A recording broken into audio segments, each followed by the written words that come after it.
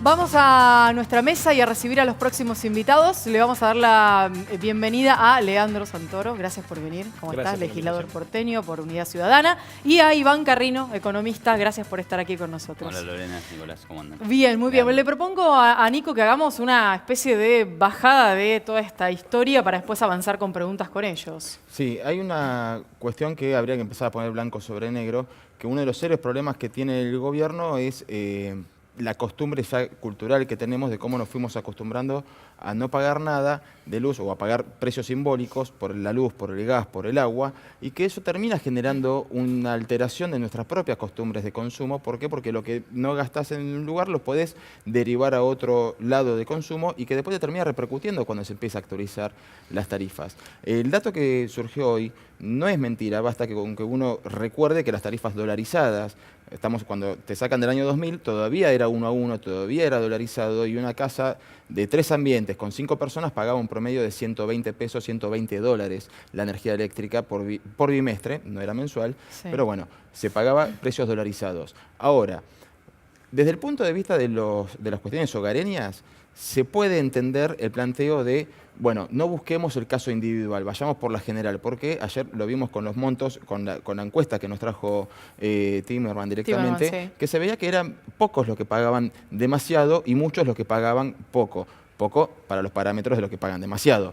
Ahora, cuando recién lo escuchamos a Ricardo Alfonsín plantear el tema de las empresas, y ahí nos encontramos con otro problema cultural. La otra cara que yo te hablo del consumo hogareño, del cambio cultural del consumo hogareño, lo tenemos también en el lado empresarial. Cuando vos ponés el subsidio como factor de productividad, cuando vos ponés el subsidio del Estado como margen, como columna central para producir, tu empresa tiene un serio problema.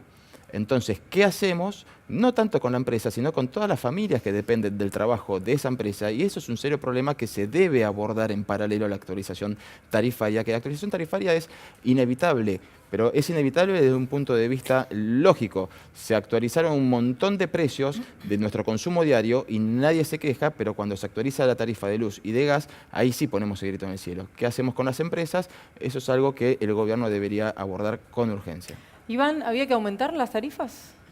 Sí, necesariamente. O sea, vivimos una demagogia energética con consecuencias muy graves.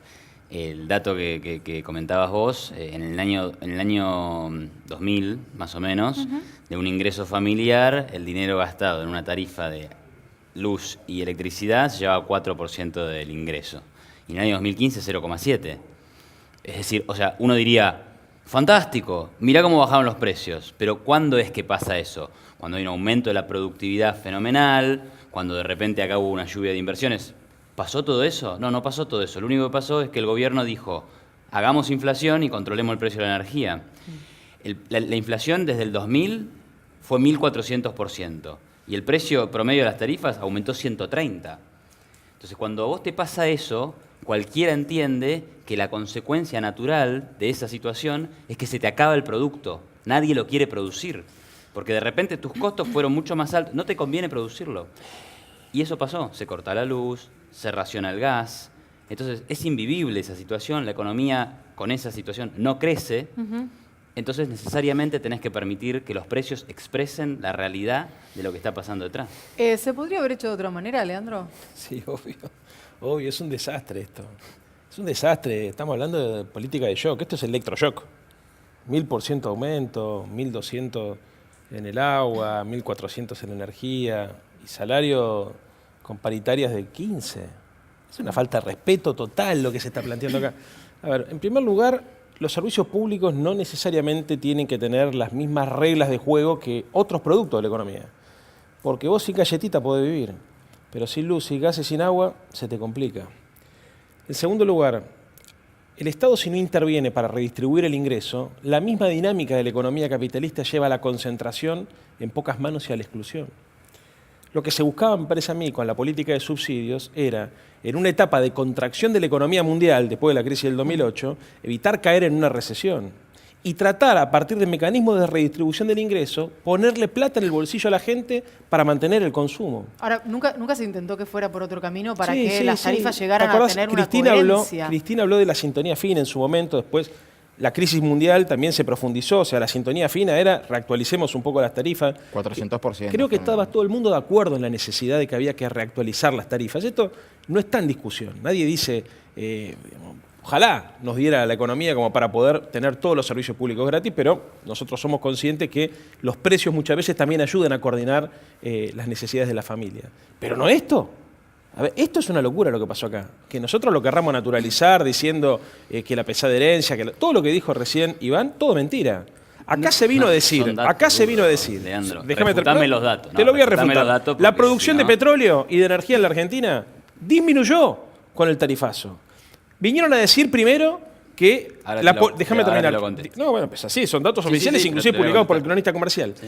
Después vinieron a decir que las tarifas eran inflacionarias, porque las tarifas se financiaban con emisión monetaria y entonces eso generaba inflación. Empezaron a reducir las tarifas y se provocó inflación de costos. ¿Por qué? Porque las tarifas de los servicios públicos forman parte de la estructura de costos de las industrias y de los comercios. Entonces, cuando vos subís tarifas, todos los industriales te dicen, esto me agrava el problema, la caída de las ventas, la subida de la tasa de interés, la apertura de las importaciones, me agregás estas tarifas. Las tarifas o subsidiadas también eran una forma de ayudar a la industria a generar un incentivo para la inversión. Claro, pero el subsidio no se puede mantener de por vida. Hay un momento en el que hay que ¿Quién te empezar dijo? ¿Se puede mantener Por de por vida un supuesto que sí. subsidio? ¿Y de Que vos dónde me- sale el dinero en un país como Argentina, donde De teníamos los impuestos algunos problemas? Bueno, sí, a ver, acá hay un pacto social que nosotros construimos, la democracia, sobre la idea de que los sectores más acomodados o más beneficiarios tenían que contribuir en la construcción de una sociedad más igualitaria con los sectores más desfavorecidos. Subsidios a la energía y a los servicios públicos hay en todos los países del mundo. Alemania está avanzando ahora hacia el transporte público gratuito. A ver, este verso que te meten muchos neoliberales, que lo que pasaba en la Argentina no pasaba en ningún lugar del mundo, están equivocados, es mentira. Que vos me digas, hay que avanzar hacia una situación más equilibrada. Claro, subsidiar Recoleta no sé si es Coincido lo con correcto, vos, coincido ¿no? con vos. Digo, Pero con el verso, Octava.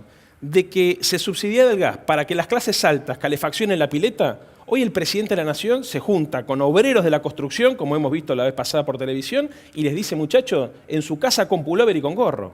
Entonces, esto en un país como la Argentina es absolutamente intolerable, porque además la Argentina tiene recursos naturales suficientes como para poder pensar en una situación de autoabastecimiento y tiene recursos económicos como consecuencia de áreas estratégicas, la soja, la minería, que este gobierno además favoreció quitándole retenciones para buscar mecanismos para redistribuir el ingreso. ¿Sabés qué era la política de subsidios también?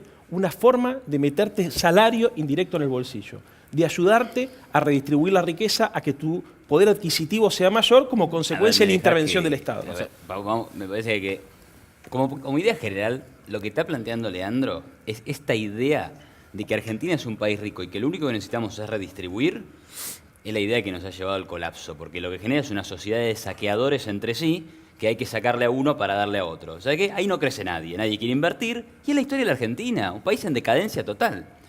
Lo que decía el petróleo es fácticamente erróneo. La caída de producción de petróleo existe desde el año 1999. Es verdad que siguió cayendo estos 2 años, pero ¿qué pasó? Entre el 99 y más o menos el 2013-14, el precio del petróleo en el mundo se multiplicó por 4. ¿Qué pasa cuando el precio del petróleo se multiplica? Los productores de petróleo producen más, Iván, porque es más de beneficio. Iván, ¿se importa más o menos petróleo en Argentina? ¿Qué pasó en estos últimos años? El precio del petróleo cayó. Entonces, es lógico que caiga ahora la producción de Pero petróleo. ¿se importa más Pero o menos no. Pero cuando cayó con el kirchnerismo fue porque reventaron al sector con la genialidad de la redistribución. Controlemos el precio del petróleo para que sea baratito para la gente acá y nos va a ir bárbaro. ¿Qué pasó? Se destruyó la producción de petróleo. Controlemos el precio de la nafta. 2.000 estaciones de servicio cerradas en la ciudad de Buenos Aires. No funciona controlar precios. Es lo peor que puede hacer con una economía. Lo peor. Porque lo que funciona en una economía es el sistema de precios, el sistema de la libertad. Los precios son la libertad de la gente expresándose, diciendo, esto me gusta, esto lo demando, producilo. Y alguien va y lo produce. ¿Me Esa dejás es la hacer un economía comentario? capitalista. Iván, ¿sí? liberaron los precios del combustible y hoy la Argentina tiene el precio de la nafta más cara del continente. Es un abuso, déjame terminar, es un abuso total lo que está pasando acá. Ya era cara antes, por los Metele impuestos pero que a ver, tiene. La nafta es una de las cosas que más ha aumentado. Mira, el porcentaje Sí, de aumento de la volvió nafta a es subir el superior petróleo. al promedio del IPC. El 36% en 6 meses. Es una vergüenza lo que está pasando. No es una vergüenza, ¿Por es qué? parte de- ¿Por qué? no Porque hay nafta en el déjame país, terminar. sube. No es que no hay nafta. En ningún país del mundo, el ministro de Energía es el gerente general de la Shell. O sea, yo sé que acá naturalizamos. Acá, claro, acá es déjame terminar. así, pero acá es así. Ah, no, el ministro no, todo el ministerio, el ministro, el subsecretario, Pero los que perdóname, controlan, el absolutamente ministro todos. fue gerente de Shell, pero ahora no. Entonces, digamos, tampoco, Bueno, no, sí, porque Iván, viste, si está atamos bien, de los cabos está bien, así. sí, Iván, sí, obviamente. Bueno. Digamos, era el ministro de la Shell y tenía acciones de la Shell y además dice que sigue teniendo acciones de la Shell afuera y que tiene su plata afuera porque no confía en el Claro, país. y porque a Argentina le va bien, a él le va bien. Y está procesado además por importar gas licuado desde Chile al precio más caro de lo que se importaba desde Bolivia. Entonces, y hay 10.000 objeciones acerca de la política energética. Ricardo Alfonsín te lo decía recién, básicamente porque todos entendemos que cuando vos pones al zorro a cuidar el gallinero, hace negocios para su sector y para sus intereses. Entonces, hay 1000 cuestionamientos a la política energética y muchos sospechan, con fundamento, que en realidad la caída de la producción de petróleo, el aumento de la importación, la liberación de los precios con el aumento de las naftas, todo este desequilibrio que estamos viendo y descalabro que estamos viendo de las variables económicas, se deben a que hay un sector del gobierno que hace negocios con esto, pero negocios personales. Hay como una sensación de que las cosas van como de un extremo al otro, como si no hubiera la posibilidad de encontrar yo un término medio a la quisiera hora de... aprovechar la cuestión de Aranguren para hacer una pregunta elemental. Porque yo no tengo opinión formada todavía al respecto. Si yo tengo que elegir al mejor del sector energético y ese tipo se formó en el sector privado y corro el riesgo del conflicto de intereses, ¿la otra opción Pero, cuál es? Nicolás, hoy creo que fue Cristina que dijo, prueben trayendo gente que no viene de empresas. Digo, ¿a quién se le ocurre? Nos gobernaron los abogados por ¿cuántos años? Después los militares, peor todavía. Después todos abogados. Y nos fue pésimo. Iván, porque los ¿vos sos años de republicano? democracia y los militares Iván, fueron ¿vos años sos de decadencia. republicano? Desde el 75, el salario real en Argentina cayó 40%. Iván. Esa se la debemos a los militares, Sí. ninguno gente de empresa, Con eso a los coincido. Alfonsines, que estaban acá sentados recién predicando, ¿sí? A Menem, que también fue abogado, y a los dos abogados, que eran Cristina y Néstor y Menem, que jamás hicieron nada en el sector privado. Iván, Entonces, Iván, por favor.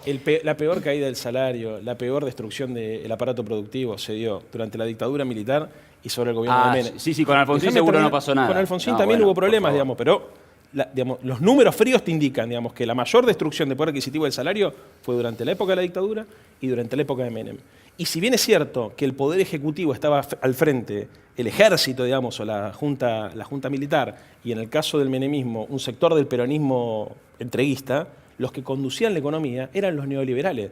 Tal cual pasó en Chile con Pinochet, que llegaron los Chicago Boys, déjame terminar, llegaron los Chicago Boys y aplicaron el modelo económico que vos sostenés. O sea, no es que los que gobernaban eran militares y eran abogados, no. Los que tenían el poder formal en la Argentina eran militares y abogados. En términos de energía, si nos ponemos a mirar a Chile, vamos a encontrar que tenemos una cantidad enorme de diferencias. Digo, Sí, Chile bueno. no tiene los problemas que tenemos nosotros en materia No, tienen energética. peores problemas. Pero déjame decirte una cosa. Materia energética Sí, estoy yo hablando. recién te decía, bueno, pero quiero decir lo anterior porque si no me voy a olvidar. Vos preguntabas acerca de si es legítimo o no es legítimo que un exfuncionario de una multinacional sea ministro. Bueno, viola la ley de ética pública. Es indiscutible esto. La ley, bueno, la letra de la ley. mi pregunta era Ningún ¿quién- tipo a de quién poder podemos? en el sector Es privado que vos puede ser tenés que funcionario. esperar por lo menos 3 años. Porque mira, esto en España se llama puertas giratorias. No es un tema que estamos discutiendo en la Argentina porque somos tipo complicado, que en realidad le queremos encontrar el pelo al huevo. No, a ver, cuando vos tenés una persona que administró intereses poderosos de una empresa multinacional, si la haces pasar al sector público, tiene que demostrar que se desvincula de eso, se tiene que desprender de las acciones, cosa que Aranguren no hizo. No tiene que hacer negocios con esas empresas, cosa que Aranguren no hizo, porque si vos fijás quién es la mayor importadora de petróleo, te das cuenta que Shell, la mayor importadora de petróleo, no tiene que permitir que hombres de su gabinete influyan en decisiones ayudando a las empresas de las cuales fue parte. Por ejemplo, Transener, que es la empresa que distribuye la energía eléctrica en la Argentina, se va a privatizar. ¿A quién puso el señor Aranguren al frente de la responsabilidad de iniciar el proceso de privatización? Al señor Blanco, que era un hombre de Midling. Y arriba de Blanco, ¿a quién puso? A un señor que era hombre de la Shell. Me estoy olvidando el apellido ahora porque son 11:30 de la noche. Pero cuando vos te das cuenta y escarbás, déjame terminar, Sí. el entramado de relaciones está siempre vinculado a negocios. En el caso de Transener es evidente. ¿Qué es lo que van a buscar? Venderle el 25% del paquete accionario clase A que tiene el Estado al señor Midland o a un socio de Midland para quedarse con el monopolio de la distribución, del transporte de la energía. Entonces, Me parece esto que- pasa porque pones al zorro a cuidar el gallinero. Tiene que haber universidad pública, tiene que haber la política tiene que generar sus propios especialistas, sus propios cuadros para poder administrar el Estado. Y si hay un tipo que viene si del no sector pasa? privado, tiene que cumplir la ley, mi amor. No, por supuesto, Es no estoy así de hablando de no fácil, cumplir la ley. ¿no? Digo, Bueno, eso no tiene pasa porque es la Tiene que pregunta cumplir la de ley. Nico. Y la ley dice... Es la vos pregunta para de ser- Nico. Bueno, son 3 años. Digamos, ¿a quién Pero- ponés si el mejor, como decía Nico, viene Pero del ¿quién sector dice que privado? Aranguren es ¿Qué el hacen? mejor? No, digo, Es una cosa de loco. olvídate de olvídate de Aranguren. Aranguren, está Olvídate de hablando de una Aranguren. Si figura. yo quiero una persona Sí. especialista en energía y Sí. todas las opciones de los mejores vienen del sector privado, Mira, no es ¿cómo así. hacemos? El radicalismo, por ejemplo, partido al cual yo pertenecí y hoy no comparto casi nada de su posición política, tiene un montón de especialistas en energía que no trabajan para las empresas energéticas. A ver, por favor. Pero, es como pará. poner, por ejemplo, la locura, por Leandro. ejemplo, de ponerlo a Caputo al frente del Ministerio de la Leandro. Deuda Externa y después Leandro. nos enteramos que su segundo Leandro. cobra bonos del Deutsche Bank. Vamos ¿Para acá. quién crees que Leandro. A trabaja? escucharlo, Iván, que No, quiere decir Leandro, algo. a mí me parece que hacemos un mundo de algo que, o sea, en definitiva es pequeño. ¿Por qué? Porque ¿cuántos beneficios puede generar Shell en 4 años? Los subsidios a la energía sumaron en la década kirchnerista 130.000 millones de dólares. Si le suman los 2 años de Macri, 150.000 millones de dólares de subsidio a la energía. ¿Sí? Entonces estamos hablando de una pelota de subsidios. Y la marcha de las velas, del gran problema de hoy, la gente que no puede pagar las tarifas. Acá se plantea prácticamente que hay gente que o pone comida en la hornalla o paga la tarifa. Estamos hablando de tarifas que en 2 millones de usuarios de Edenor son de 446 pesos promedio. Sí, el tema es si te vas afuera de la ciudad de Buenos Aires o del ámbito del AMBA. Iván, ¿cuánto porque ahí te viene en tu cambia la casa? cosa. No. ¿Cuánto te viene Ahí en tu cambia casa? la cosa. ¿De qué? ¿De luz? Sí. ¿400 pesos? 500 pesos. Dejate de alrededor. joder, Iván. Bueno, Preguntale a la soy- gente que te no trata soy- de cámara. no, tengo un dos ambientes. No, es un sí, gran yo vivo en consumo. un ambiente, o No sea, es un pero, gran- a y ver, tiene no todo es eléctrico. así. Está regalada la tarifa. No, hermano, que no Está digas esto en un regalada canal de la aire tarifa. porque te cagan a Mira, tropada a la no, no, calle. yo quiero decir De dos verdad te lo cosas, digo de dos onda, cosas que la gente va a decir, esto es una mala noticia, esto es desagradable. 2 cosas que sí, que hay que decírselas a la gente. Está regalada la tarifa, son muy lindos, igual. Una cosa que hay que decirle a la gente, vas a pagar más de energía eléctrica. Vas a destinar más de tu salario a la energía eléctrica. ¿Qué porcentaje del salario mínimo Segunda se cosa paga? desagradable y políticamente incorrecta. Pyme, si para sobrevivir necesitas el subsidio del Estado que congelando precios de los otros, tu negocio es inviable y vos no podés vivir a costa de saquear al que te da la energía. ¿Qué hacemos con toda la gente que se queda fuera del sistema? Obvio, hay que hacerlo. ¿Qué hacemos con toda la gente La que se queda fuera del descartamos. No, sistema? no, no, no es ¿Cómo que que se hacemos? quedan fuera del sistema. ¿La descartamos? No, porque, digamos, el salario promedio en Buenos Aires, perdón, el ¿Cuánto salario es? promedio registrado en el país ¿Cuánto es? es 20.000 pesos, No, más mi- o menos. estás diciendo El un disparate. promedio No, registrado en el no es país así, es 11.000 así. pesos. No, El eso promedio. es un salario. Eso es casi cerca del mínimo, así que No, claramente ¿cuánto es el no puede mínimo? ser. Estoy hablando del Estás- salario no- promedio del empleado te- registrado en la Nación de 11.000 pesos. Dependencia. 19, 20 mil estás pesos. diciendo un disparate, Entonces, 20.000 estamos es la hablando familia. de 400 mangos. No, Iván, claro, así pensás, como Por Macri, energía que le preguntaron eléctrica cuánto era la jubilación mínima y dijo versus 9 20.000. lucas. Pero pensaron en el salario mínimo. ¿El salario mínimo cuánto es? ¿10.000 9 pesos? ¿9.000 no, pesos? sí. Bueno, 400 pesos de 11.000 luz versus 9.000 No, no, pesos. Lo es el podés 20%. pagar. No, que Antes no. pagabas 40, ahora pagas 400. No, Iván. Lo podés pagar. Iván, a ver. Pero no podemos pensar que vamos a seguir con un país en donde la gente pague 1% de su salario de las tarifas. Eso no va a pasar. Bueno, a ver. Y no tiene en que el pasar. 2015, cifras oficiales, nosotros hicimos un estudio con este tema, se pagaba el 6%, entre el 5 y el 6% en servicios públicos promedio del salario mínimo. Hoy está en el 20%. Agregale a eso otros valores que han subido por encima de la inflación, como el caso de los alquileres, 40%, porque también los alquileres suben por encima del IPC, la nafta sube por encima del IPC, la prepaga sube por encima del IPC, hay un montón de cosas que el IPC, el índice de precio del consumidor, es un promedio general de los precios de la economía, pero cuando vos vas al supermercado y vas a comprar un paquete de pan lactal, una lata de atún, un sachet de leche, un kilo de carne, te das cuenta que aumenta más que el 2% mensual. Bueno, eso es porque el 2% es un promedio general. Lo que está diciendo Iván es un disparate, como consecuencia de 2 cosas. Primero, de una insensibilidad muy fuerte y segundo, de un desconocimiento sobre los datos duros. Insensibilidad El salario, tiene usted. déjame terminar, el salario promedio, no te estoy tirando fruta, te estoy diciendo la verdad, creo que es 11.500 pesos. Búscalo. Pero pensar que el salario promedio en la Argentina es 20 lucas, es que es como lo de Macri. Cuando fue a comer a lo de Mirta Legrand le dijeron, presidente, ¿cuánto es la jubilación mínima? 9.000 pesos. Y uno grita atrás, che, no, parece que es menos. Y el tipo agarra el vaso y dice, 9.000 pesos. Pero ¿cómo va a tomar decisiones un tipo que no sabe cuánto cobra un jubilado? Por favor, claro, cuando él le dice, vamos a sacarle los remedios del PAMI, el tipo dice, saquémoselo, total lo pueden pagar. Bueno. O cuando le llevan el cuadro tarifario y el Excel le dice, mire, presidente, 1.200%, 1.200%, Hagamos así. 1.300%, Si es como para... yo digo, lo publicás en tu cuenta de Twitter. Si es como vos decís, lo publico yo. ¿Vos digo, crees que el Santoro salario tiene promedio razón, es 20.000 Santoro tiene pesos? razón. Búscalo ahora, No, Iván. no, porque voy a pasarme A ver. 15 minutos Lo voy a buscando. buscar ahora, te lo Pero, busco ahora. Bueno, búscalo si lo Lo tengo. vas a Buena buscar apuesta. ahora. Al Ministerio de Pará, Trabajo. Aprovechamos, mientras tanto, por eso, mientras tanto vamos a hacer aprovechamos preguntas. por eso. Sí. Haga. Pido. ¿Cómo pensás que se puede encontrar una solución a las personas que quedarían afuera del sistema con las empresas que armaron su esquema productivo en base a los subsidios? Bueno, pienso primero que personas que consumen no van a quedar afuera del sistema. Lo único que van a hacer es que van a tener que reasignar consumo, ¿sí? Si gastabas 10% de tu ingreso, vas a gastar 15%. Listo. Pero eso va a pasar eso. Entonces, alguna otra cosa no la comprarás. No se va a morir la gente de hambre. Y el que está en riesgo de morirse de hambre no es porque le suben la tarifa, es porque está viviendo en una situación de pobreza hace rato. Y ese tiene tarifa social. O sea que... Y la empresa, que porque suben las tarifas tiene que cerrar, no creo que sea un drama, no creo que sea una cosa generalizada. Me parece que de repente agarran 3, 4 casos, los medios lo magnifican y bueno, parece que todo el país se viene abajo porque se cobra más la energía. La empresa tendrá que hacerse más eficiente, innovar, pensar cosas nuevas y reinventarse, loco. Todos nos reinventamos todos los días. La vida, nadie te regala nada. Hay que trabajar. ¿Qué se podría hacer desde el gobierno? Nada. Lo que hacen los países que crecen, bajen los impuestos. Pero para bajar los impuestos tiene que bajar el gasto público. Entonces, esa es la única recomendación que te haría desde la política pública. Ahora, bajame los impuestos, desregulame. En ese punto es bueno que podamos salir de el cierto ombliguismo que solemos tener los que vivimos en la zona del AMBA. Digo, porque no es lo mismo lo que pasa, lo que viene pasando históricamente en Capital Federal y en parte del Gran Buenos Aires, que lo que ocurre en el interior profundo del país. Siempre te sale un cordobés quejándose, porteño, nosotros. Pero si vamos acá a 200 kilómetros nos vamos a dar cuenta que es otra la realidad. Digo, ¿qué hacemos con eso? Porque el traslado del aumento de tarifas va a ir también para la gente que vive en la provincia de Buenos Aires, en la provincia de Santa Fe, en Córdoba, y que a lo mejor ya estaba pagando 4.000 pesos de gas. ¿Cómo se hace con eso? Digo, porque ahí hay que tratar de poner un equilibrio, si no siempre es lo mismo, vamos corriendo... Mira, es que, a ver, digamos, si alguien está en una situación de... Nadie impide ayudar al otro. O sea, acá no hay una ley del gobierno que diga, usted no puede ayudar al vecino. Entonces, bueno, a ver, si el club de barrio, bueno, el club de barrio no puede sobrevivir. Bueno, si realmente es tan valioso para la comunidad, que la propia comunidad lo ayude.